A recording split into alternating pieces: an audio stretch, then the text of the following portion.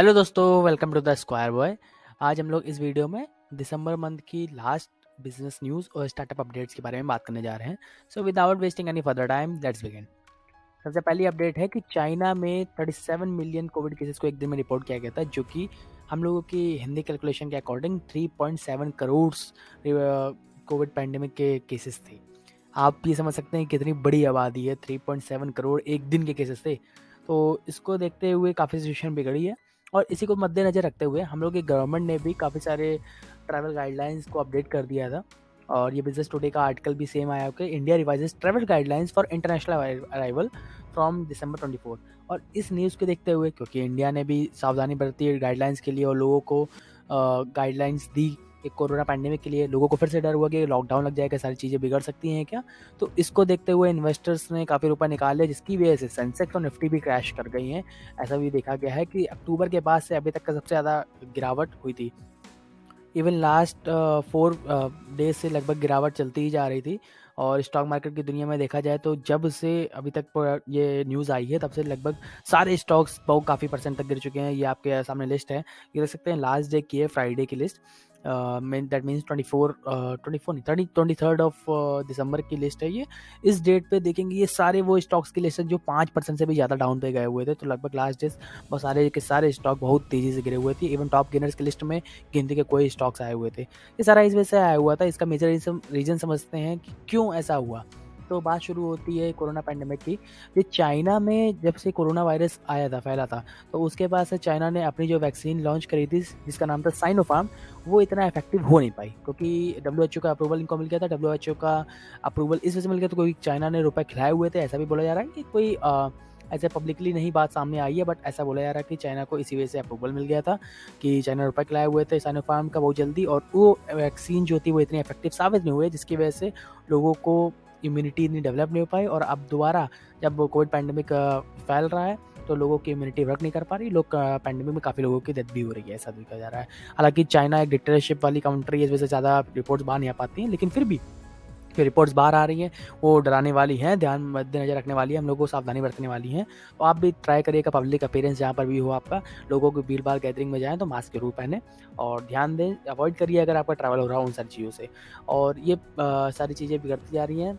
तो हाँ, अब इसके बाद आगे कवर करते हैं। तो चाइना का बिजनेस भी इसकी वजह से काफ़ी ज़्यादा गिर गया है। एक दिगर में सबसे ज़्यादा डाउन पे चाइना का बिजनेस भी चल रहा है, जिसको आप कंसिडर कर सकते हैं। और एक बिज़नेस कॉन्फिडेंस की एक रिपोर्ट भी आती है, जिसमें बोला जा रहा है कि जनवरी 2013 के बाद से अभी तक का चाइना में लोगों का कॉन्फिडेंस कि बिज़नेस करने में ज़्यादा सक्सेस रहेगा कि नहीं रहेगा, तो बहुत ज़्यादा गिर चुका है, ऐसी रिपोर्ट्स आ रही हैं। तो ये पूरी अपडेट थी चाहे कोरोना पैंडेमिक और स्टॉक मार्केट से रिलेटेड, और कितनी अपडेट्स आई है ये। इसको सबसे पहले मैंने इस वजह से कवर किया क्योंकि मोस्ट इंपॉर्टेंट था, प्लस आप लोगों को इन सारी चीज़ों पर भी ध्यान देना चाहिए। सो अब चलते हैं नेक्स्ट न्यूज़ पे। नेक्स्ट न्यूज़ है, मेंसा ने मैंक्स एक्सपी आईडीवा हाइप को टाइम्स इंटरनेट में खरीद लिया है। तो बात करते हैं, एक एक करके समझते हैं मेंसा है क्या। मेंसा इंटरनेशनल एक ब्रांड है, काफ़ी बड़ा, हाई आईक्यू सोसाइटी को पूरे वर्ल्ड में मैनेज करता है। ये नॉन प्रॉफिट ऑर्गेनाइजेशन है। और बात करते हैं इन्होंने किसको किसको खरीदा, वो क्या क्या है। सबसे पहले इन्होंने मेंस एक्सपी को खरीदा हुआ है। ये मेंस एक्सपी एक लाइफ स्टाइल डेस्टिनेशन है, जहाँ पर आप पूरी बेटर कैसे ले सकते हैं, इंसान कैसे बेटर हो सकता है, इन सारी चीज़ों के बारे में बात करते हैं। देन सेकंड पोजीशन पे आता है आईडीवा। आईडीवा लेडीज़ के लिए सारे है कि ब्यूटी टिप्स और सारी चीज़ों को सजेस्ट करता है। देन बात लास्ट में कर रहा होते हैं हाइप की। हाइप लिंक्डइन की प्रोफाइल मैंने उठा करके इनसे चेक करने की कोशिश करी थी कि फुल स्टैक डेवलपर है। ये आपको एंगेज करते हैं, डिजिटल स्टार्स के बारे में बताते हैं, कौन कौन सी चीज़ें आ सकती हैं, डेवलप हो सकती है ये। और इन सारी चीज़ों को एक्वायर करा है इन्हें टाइम्स इंटरनेट की कंपनी से, जो एवरीडेज की कंपनी से, जो कि इंडिया की लार्जेस्ट डिजिटल प्रोडक्ट कंपनी थी। और जो मेंसा थी, मेंसा को आप देखेंगे तो मेंसा वर्ल्ड की ओल्डेस्ट, सबसे पुरानी और सबसे बड़ी हाई आईक्यू सोसाइटी की कंपनी है। अब अगर बात करी जाए कितना रुपये में इनको इस अमाउंट को पूरा खरीदा गया है, या जो पूरी डील हुई है इसका अमाउंट कितना था, तो अभी तक ये अमाउंट डिस्क्लोज नहीं हो पाया है। और यही पूरी अपडेट आई हुई थी जिससे। तो ये पूरी अपडेट थी। चलते हैं अब नेक्स्ट न्यूज़ पे। नेक्स्ट न्यूज़ है कि इंडिया की जो स्टार्टअप इकोसिस्टम है वो थर्ड लार्जेस्ट इकोसिस्टम है, ऐसा स्मृति ईरानी ने भी बोला हुआ था। और आपको ये department of science and technology के में डॉक्टर जितेंद्र सिंह ने बोला हुआ था। इंडिया की रैंक थर्ड पोजीशन पे आई है स्टार्टअप इकोसिस्टम में। और नंबर ऑफ यूनिकॉर्न्स के मामले में भी देखा जाए तो थर्ड पोजीशन इंडिया ने कैप्टन करी है स्टार्टअप की सेंसेस में। और इस पूरी गिनती में जब कंसिडर करा जाए तो 84,400 बिजनेसेस की लिस्टिंग हुई थी स्टार्टअप में, और 56 डिस्ट्रिक्ट से ये पूरी चीज़ें आई हुई थी। बात करते हैं नेक्स्ट न्यूज़ की। तो नेक्स्ट न्यूज़ है, गूगल ने इन्वेस्ट करा हुआ है $10 मिलियन का ह्यूमन लेड स्टार्टअप्स पे। हालांकि ये कुछ अमाउंट रिलायंस जियो और भारतीय एयरटेल में इन्वेस्ट कर चुके हैं। 4.5 बिलियन रिलायंस जियो में, 700 मिलियन भारतीय एयरटेल में। बाकी अब जो जितना बचा हुआ अमाउंट है, जो कि 2020 से इन्होंने डिसाइड करा हुआ था, बचा हुआ अमाउंट ये अब ह्यूमन लेड के जितने भी स्टार्टअप्स हैं उनमें फंड करेंगे। बात करते हैं नेक्स्ट न्यूज़ की। नेक्स्ट न्यूज़ है, पीएसयू बैंक जो है वो अपना फंड रेज़ करने के प्लान बना रहे हैं। ऐसा रेज़ करने का फंड इस वजह से बना रहे हैं क्योंकि क्रेडिट रेट्स काफ़ी ज़्यादा बढ़ चुके हैं। मतलब लोगों को अब ब्याज देना, जो रुपए जमा करते हैं वो काफ़ी ज़्यादा बढ़ चुके हैं और उस अकॉर्डिंग इनको पेमेंट करनी पड़ेगी, जिसके लिए इनको फंड्स की कमी पड़ेगी। और ऐसा देखा गया था निफ्टी बैंक और निफ्टी पीएसयू में। निफ्टी पीएसयू बैंक से जो ज़्यादा परफॉर्म अच्छे कर रहे थे और निफ्टी बैंक थोड़ा कमज़ोर परफॉर्म कर रहे थे। इस वजह से इन्होंने प्लान करा हुआ है कि ये क्रेडिट से थोड़ा रुपए को लिए करेंगे और जो अमाउंट लोग इन्वेस्ट कर रहे होते हैं उसको देने के लिए रुपए ये कर पाएंगे। वही चीज़ रिकॉर्ड में देखा गया था। यूनियन बैंक ऑफ इंडिया ने 663 करोड़ रुपए को रेज ऑलरेडी कर लिया। पंजाब बैंक और बैंक ऑफ महाराष्ट्र भी रेज करने के मनी रेज करने के लिए कोशिश में लगा हुआ है। ये सारे अमाउंट जो आएगा इन लोगों के एडिशनल टायर 1 के जो बॉन्ड्स हैं उनको दे करके बेच करके ये रिफंड को रेज करेंगे। बात करते हैं नेक्स्ट न्यूज़ की। नेक्स्ट न्यूज़ है, वोडाफोन आइडिया ने 35 लाख यूजर्स को लॉस कर दिया है और जियो ने 14 लाख कस्टमर्स को ऐड करा हुआ है। ये आप देख सकते हैं स्टॉक के प्राइस है भारतीय एयरटेल, रिलायंस और वोडाफोन आइडिया के, कि इसमें क्या है, कितनी लास्ट डे कितनी बढ़ोतरी हुई थी या घटा हुआ था। बाकी आप देख सकते हैं अक्टूबर सितंबर का ग्राफ है। ये सितंबर में एयरटेल में 4.12 लाख सब्सक्राइबर ऐड हुए थे, वही अक्टूबर में 8.05 लाख ऐड हुए हैं, जस्ट डबल लगभग।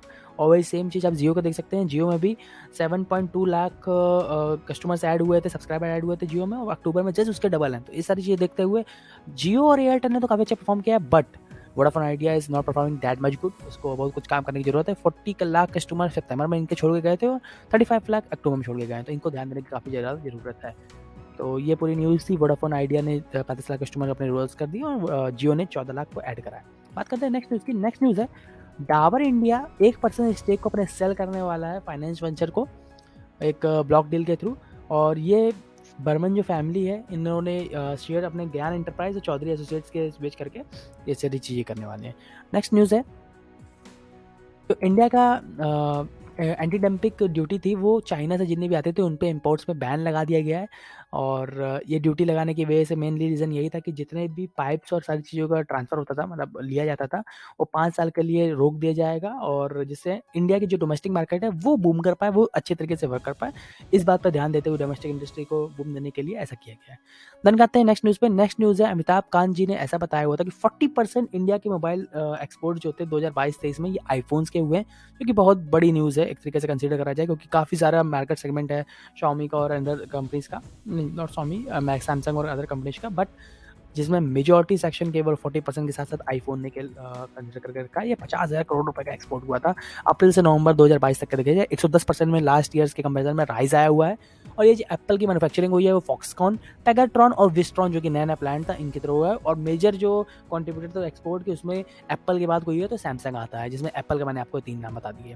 तो अब चलते हैं हम नेक्स्ट न्यूज़ पे। नेक्स्ट न्यूज़ है कि बायजूस की एक रिपोर्ट सामने आ रही थी कि बायजूस ने काफ़ी सारे बच्चों लोगों को परेशान करने के लिए ऐसा करा जाता है कि बच्चे लोगों को जो एडमिशन ले लेते हैं उनको फिर परेशान काफ़ी ज़्यादा करा जाता है। तो चाइल्ड राइट्स वालों ने बायजूस के ऊपर केस करा था कि आप ऐसा बच्चों को परेशान कर रहे होते हैं। तो उसके लिए इन्होंने बोला है कि पब्लिक अनाउंसमेंट करी हुई है कि 98.5% रिफंड जो होते हैं वो 48 आवर्स के अंदर सेटल कर दिए जाते हैं, और कोई भी चाइल्ड राइट्स को हम लोग परेशान नहीं कर रहा होता, पूरी चीज़ों को बहुत जल्दी से कर रहा होता है। और ये बात अगर इन्होंने पब्लिक प्लेटफॉर्म में आकर के बोली है, ये दी है, तो काफ़ी जेन्युइन बात है। और अगर ऐसा है जेन्युइनली तो काफ़ी रिस्पेक्टफुल है, ये काफ़ी सही भी है, कोई फोर्स नहीं करा जा रहा है इस मामले में। बात करते हैं नेक्स्ट न्यूज़ की। नेक्स्ट न्यूज़ है, इंजीनियरिंग गुड्स जो हैं वो एक्सपोर्ट चाइना के वो गिर गए हैं 40% से, और यही शिपिंग जो है यूएस की तरफ 14% से राइज़ करी गई है। और ये डिक्लाइन जो है वो 5वें मंथ में स्ट्रेट देखा जा रहा है कि लगातार इंजीनियरिंग गुड्स में ऐसा डाउनफॉल देखा जा रहा था। अब ये ज़्यादा यूएस और वेस्टर्न कंट्रीज़ की तरफ ज़्यादा बढ़ रहा है। बात करते हैं नेक्स्ट न्यूज़ की। नेक्स्ट न्यूज़ में जो एनएससी की सीईओ थी चित्रा रामकृष्ण, उनके ऊपर फ़ोन टैपिंग के केस के अंदर इनके ऊपर सीबीआई चार्जशीट फाइल करी गई है। एक्चुअली में एक केस ऐसा था कि इन्होंने जब ये सीईओ थी एनएससी की, तो इन्होंने किसी की फ़ोन टैपिंग करी हुई थी डिटेल्स निकालने के लिए। इन्होंने बोला था ऐसा कि ये रिसर्च के लिए कर रही हैं, लोगों को जाँच पड़ताल करने के लिए, बट ऐसा करना भी इल्लीगल था। ये बात करते हुए इनके ऊपर केस किया गया। केवल यही नहीं इंक्लूड हुई है, ऐसे करके कई सारे ऑफिशियल्स को इंक्लूड करा गया है, जिसमें 7 फॉर्मर टॉप ऑफिशियल्स आते हैं, जिनमें कई सारे को नाम बताए गए, रवि वाराणसी, चित्र रामकृष्ण, आनंद सुब्रमण्यम, और कई सारे एक्स एम्प्लॉयज़ भी थे आईएसईसी सर्विसेज के। बाकी retired Mumbai police commissioner Sanjay Pandey ji भी इस फ़ोन टैपिंग में इंक्लूड थे, ऐसी बात आ रही थी। नेक्स्ट न्यूज़ है, Xiaomi जो है वो 5250 एम्प्लॉयज़ को ले ऑफ करने के प्लान में चल रहा है, क्योंकि Xiaomi के मतलब चाइना की जितनी भी कंपनीज़ हैं उनके ऊपर काफ़ी प्रॉब्लम्स आ रही हैं, इस वजह से ऐसा करने की बात चल रही है।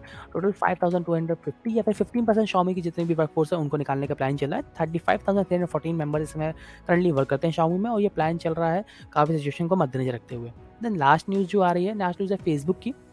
फेसबुक ने एग्री करा हुआ है कि वो $725 मिलियन को सेटल करेंगे प्राइवेसी सूट के अंदर। इनके ऊपर केस लगा हुआ था फेसबुक के ऊपर, कि जो कि काफ़ी टाइम पुराना था, कि ये अपनी डिटेल्स जो भी प्राइवेट यूज़र का डाटा होता है वो कैम्ब्रिज एनालिटिका को इन्होंने शेयर करी थी थर्ड पार्टी के अलाउंस की वजह से, अलाउ करा था। ये चीज़ जो कि इलीगल थी, मना था, और इन्होंने ऐसा करा हुआ था। इसकी वजह से $725 मिलियन की इनको पेनल्टी भरी गई देनी पड़ी थी, जो कि अभी तक की लार्जेस्ट रिकवरी है डाटा प्राइवेसी के एक्शन को देखते हुए। ये चीज़ देखी जाए, वेस्टर्न कंट्रीज़ में बहुत ज़्यादा ध्यान दी जाती है, इस चीज़ों को मद्देनज़र रखा जाता है, बट इंडिया में सारी चीज़ें नहीं करी जाती है। अगर ऐसा देखा जाए तो इंडिया में तो ये बहुत बड़ी विस्तार रूप से चलता है। पब्लिकली लोग फ्री होकर के बेच रहे होते हैं, जो चीज़ मना है। अच्छा, मेरे पास खुद मेरी नज़र में मेरी जो कंपनी रजिस्टर्ड है उसमें कई सारे लोगों के पास ऐसी कॉल्स आती रहती हैं कि आप डाटा खरीद सकते हैं, बट ये इलीगल है, ये बात समझते हुए मैं ऐसा कुछ नहीं कर रहा होता हूँ। और ये चीज़ को देखते हुए फेसबुक ऐसी बड़ी-बड़ी कंपनीज़ कई सारी सेल करती हैं, तो उनसे काफ़ी डाटा का वैल्यूज़ निकल सकती है और फाइन काफ़ी बड़ा अमाउंट का निकल सकता है, बट हम लोग ऐसा कुछ भी काम नहीं कर रहे होते हैं। मैंने एज़ यूजुअल हमेशा जब से ऐसे लास्ट में हम लोग बात करते हैं $1 कितने रुपए में चल रहा है, तो $1 इस समय 82.60 इंडियन रुपीज़ के चल रहा है, और ये लास्ट कुछ दिनों में देखा जाए तो बड़ा ही है, बहुत ज़्यादा डिफरेंस तो नहीं आया, लेकिन थोड़ा बहुत अमाउंट बढ़ा हुआ है। देन लास्ट में फोर्ब्स लिस्ट की जो बात कर रहे होते हैं, बर्नार्ड आर्नोल्ट लास्ट टाइम के तरीके इस बार भी फर्स्ट पोजीशन में बने हुए हैं $176 बिलियन की वर्थ के साथ। इलॉन मस्क 146 की वैल्यू में है, जिन्होंने अभी इन्होंने एक पोल भी कंसीडर कनेक्ट कराया हुआ था, जिसमें बता रहे थे कि क्या मुझे ट्विटर के सीईओ की पोजीशन से रिजाइन कर देना चाहिए। फिर ऐसी बात हुई थी कि नहीं, ऐसा नहीं करना, मतलब कर देना चाहिए, बट फिर इन्होंने स्टॉक सेल भी किए थे, सेल भी करे थे अपने टेस्ला के। फिर अब पूरी बातों को देखते हुए इन्होंने अभी रिजाइन नहीं किया हुआ, कोई भी व्यक्ति इनके जैसा नहीं है जो ट्विटर को ओवरटेक कर सकता है इस वजह से। और इन्होंने अब ऐसा बात पब्लिकली अनाउंसमेंट करी हुई है कि अब ये टेस्ला के और स्टेक्स को नहीं सेल करेंगे, तो हो सकता है कुछ इनमें इंप्रूवमेंट देखा जाए, लेकिन ये भी चांसेस है कि गौतम अडानी इनको ओवरटेक करके सेकंड पोजीशन पे आ जाए, इलॉन मस्क थर्ड पोजीशन में आ जाए, बर्नार्ड आर्नोल्ट एंड फैमिली जो है फर्स्ट पोजीशन में रहा है। बाकी एज यूजुअल फोर्थ पोजीशन में जेफ बेजोस बने हुए हैं, और फिफ्थ टू एथ पोजीशन में एट्थ में मुकेश अंबानी बने हुए हैं, जिनकी लास्ट लास्ट डे जो नेटवर्थ थी वो घटी हुई थी, $87.9 बिलियन की नेटवर्थ है इस समय। और वॉरेन बफेट फिफ्थ पोजीशन पे है, जिनकी लास्ट डे नेटवर्थ बढ़ी हुई थी $106 बिलियन के इनके साथ। हम लोग ऐसे ही बिजनेस न्यूज़ हर वीकली लेके आ रहे होते हैं। अगर हमारे चैनल आपको पसंद है, हमारी वीडियोस पसंद है, प्लीज़ चैनल को सब्सक्राइब करिए, शेयर करिए अपने उन दोस्तों के साथ जो ऐसे वीडियोस देखने में इंटरेस्टेड है। मिलते हैं आपसे अगले वीडियो में, तब तक के लिए धन्यवाद।